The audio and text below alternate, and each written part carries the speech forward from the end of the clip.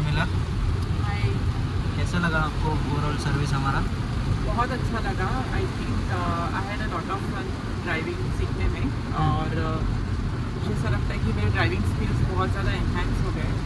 Particularly I think India में parking करना बहुत चैलेंजिंग होता है, हाँ, तो उसमें बहुत ज़्यादा अच्छे ट्रिक्स एंड टिप्स सजेस्ट किए अमन ने, जिसकी वजह से मैं कभी भी रिवर्स पार्किंग नहीं कर पाती थी, ना पैरेलल पार्किंग कर पाती थी। हाँ। बट अभी मुझे बहुत इजीली प्रोसेस याद भी रह गया और कर भी पाती हूँ कॉन्फिडेंटली।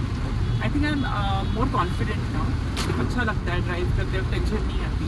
और अपनी गाड़ी में सीखना बेटर है कि any time I would suggest कि अपनी गाड़ी में ही सीखो, क्योंकि जो स्टैंडर्ड गाड़ी जिसमें हम सीखते हैं हाँ। उसमें कोई फ़ायदा नहीं है। इट्स लाइक यू नो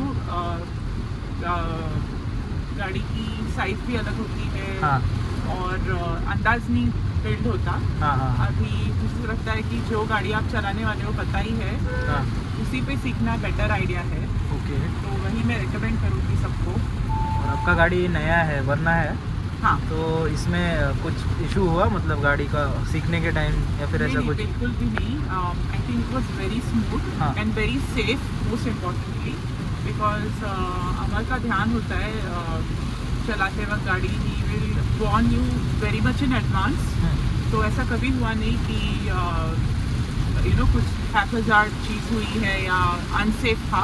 हाँ, हाँ। It was absolutely very very smooth. The learning experience बहुत ज़्यादा स्मूथ था, कभी कुछ इश्यू नहीं हुआ। तो आप बेझिझक अपनी ही गाड़ी पे सीखना। हाँ, हाँ, हाँ। I think you will learn better that way.